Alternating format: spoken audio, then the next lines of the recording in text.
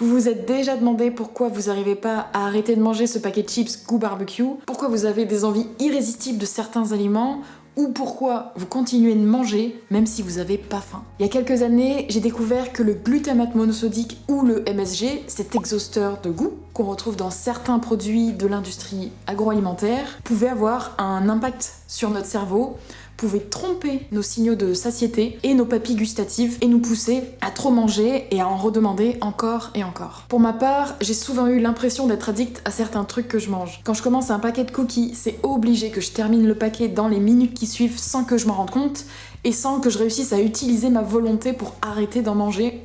C'est plus fort que moi. Le livre Feeding Your Lies. Je me suis documentée sur le sujet et notamment via le livre de Dani Harry, Feeding Your Lies, vous faire avaler des mensonges. Elle est aussi connue comme The Food Babe sur Instagram et elle a écrit une enquête sur tous les différents additifs qu'on peut retrouver dans les aliments transformés et les aliments de l'industrie agroalimentaire. Le glutamate, c'est cette poudre blanche qu'on appelle E621.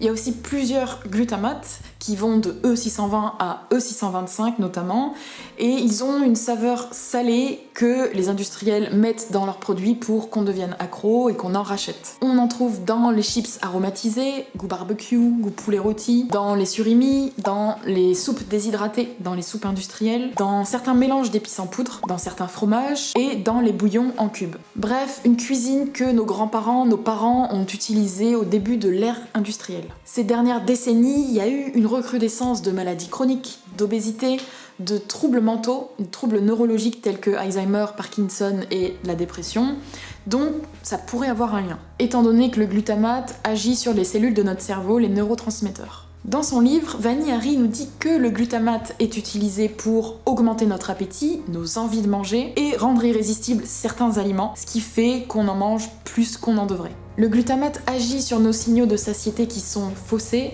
Le corps n'est plus capable de savoir s'il a mangé ou pas, donc il en redemande toujours une dose pour dire un peu « Attends, mange encore pour voir ce que c'est, j'ai pas bien identifié ». Ce qui fait que c'est très dur de s'arrêter, surtout quand on commence un paquet de gâteaux ou un paquet de chips et qu'on se retrouve à manger tout le paquet. Certains l'appellent le syndrome du restaurant chinois, et c'est vrai qu'en y repensant, quand je suis allée dans des restaurants type buffet asiatique à volonté, j'avais tendance à me resservir 3, 4, 5 fois, à aller bien au-delà de ma satiété, j'étais un peu déconnectée.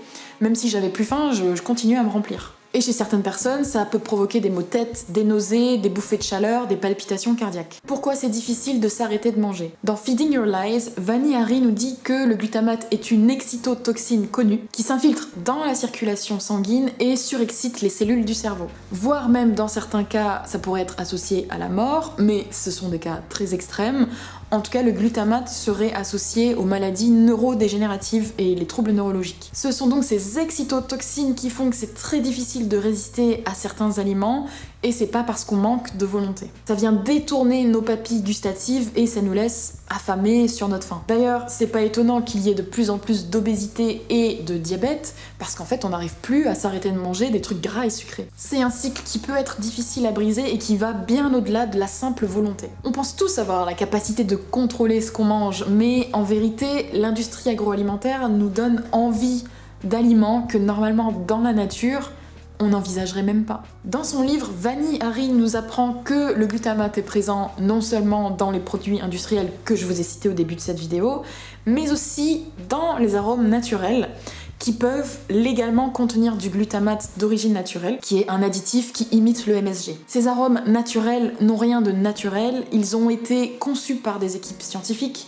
pour susciter l'envie chez le consommateur et faire que certains aliments soient irrésistibles. C'est moins cher pour les industriels d'utiliser des arômes naturels que d'utiliser des aliments bruts, et ça permet de relever facilement le goût de leurs produits. Ah bon, les arômes naturels sont pas naturels? Bah non, en fait c'est des arômes qui sont créés en laboratoire pour créer des dépendances alimentaires et faire en sorte qu'on mange des aliments malsains en quantité malsaine. Ah ouais, donc c'est pour qu'on rachète leurs produits, qu'on fasse augmenter leur chiffre d'affaires, c'est du business quoi. Comment se sevrer du glutamate? Si vous trouvez que c'est difficile d'arrêter de manger certains aliments transformés et que quand vous passez à une alimentation plus naturelle, bah ça a pas de goût, c'est normal. Forcément, notre palais a été éduqué dès notre plus jeune âge à manger des trucs bourrés d'additifs, d'exhausteurs de goût, de sucres transformés qui surstimulent nos papilles gustatives et font qu'elles deviennent un petit peu anesthésiées quand on remange des choses un peu plus naturelles, brutes. Je me rappelle, quand j'étais enfant, pour moi, un fruit, c'était pas vraiment sucré. On mangeait un fruit soit parce que il faisait chaud, c'était frais et c'était agréable, ou soit parce qu'on nous avait dit que c'était bien d'en manger. Mais je préférais largement taper dans mes tartines de Nutella. Quand j'ai commencé à transitionner vers une alimentation plus brute, plus naturelle, j'ai remarqué que je me suis petit à petit déshabituée de ces goûts-là, de ces goûts qui me surstimulaient le palais, et j'ai retrouvé le goût des choses naturelles. Maintenant, quand je mange une vraie pomme de saison, une pomme bien juteuse, ça me fait un plaisir fou, j'ai l'impression de manger un truc extraordinaire, et il y a très peu de produits industriels que j'arrive à manger avec un vrai plaisir. Ça s'est inversé, mais ça a pris du temps pour faire cette transition, et cette transition-là, elle est longue. Ça demande de faire tout un cheminement, parce que j'ai été habituée depuis toute petite à manger des trucs ultra transformés, certainement des choses qui contenaient du glutamate. On est beaucoup à s'être laissé séduire, et c'est une alimentation qui a séduit nos goûts. Rendre le glutamate plus marketable. Depuis que des associations de consommateurs ont mis le glutamate sur le devant de la scène, eh bien, les industriels ont trouvé des stratégies pour ne plus l'appeler glutamate, mais pour qu'on le décèle moins facilement sur les étiquettes. Aujourd'hui, le glutamate monosodique a plus de 30 dénominations différentes. Il est donc pas si facile de ça à détecter. Voici les termes sous lesquels il peut être caché. Extrait de levure, levure hydrolysée, arôme, arôme naturel, dextrose, maltodextrine, extrait d'épices, protéines de soja, sauce au soja, protéines texturées, gélatine ou bacon, isolat de protéines, certaines huiles de maïs, protéines ou huiles végétales hydrogénées. E621, E622, E623, E624, E625. Les industriels sont pas bêtes, ils savent que si on voit écrit glutamate ou MSG sur leurs étiquettes, on va pas acheter leurs produits. Donc ils ont utilisé des stratégies pour rendre le glutamate plus marketable, en utilisant d'autres noms comme les arômes naturels par exemple. Personnellement, je me fie pas à ce qui est écrit sur le paquet, je regarde toujours les étiquettes. Pour avoir travaillé dans la communication dans le passé, je sais que certaines entreprises sont capables d'utiliser certaines stratégies, certaines tactiques en utilisant la psychologie humaine. La prochaine fois que vous regarderez les étiquettes, vous trouverez sûrement pas le glutamate monosodique dans la liste des ingrédients, mais il se peut qu'il soit couplé à d'autres additifs tels que les arômes ou les arômes naturels afin de potentialiser le goût. Sur l'emballage, quand vous verrez les termes arômes naturels ou artificiels, il y a de fortes chances que ce soit un dérivé du glutamate monosodique. Les solutions pour sortir de l'addiction aux aliments transformés. Je vous invite à vous concentrer sur la valeur nutritive et micronutritionnelle des aliments et pas sur les calories. Puisqu'on peut facilement se dire, tiens, cette barre de chocolat, elle fait que 100 calories, ça rentre dans mon apport journalier. En fait, c'est oublier tout ce que ça contient. Tous les additifs, les exhausteurs de goût, le sucralose, la carragénine, le caramel artificiel. C'est une pente glissante qui peut conduire à toute une série de problèmes plus importants que de perdre ces 10 derniers kilos. Donc au lieu de vous concentrer sur le nombre de calories que contient un produit, concentrez-vous plutôt sur ce dont il est réellement composé. Cuisiner maison.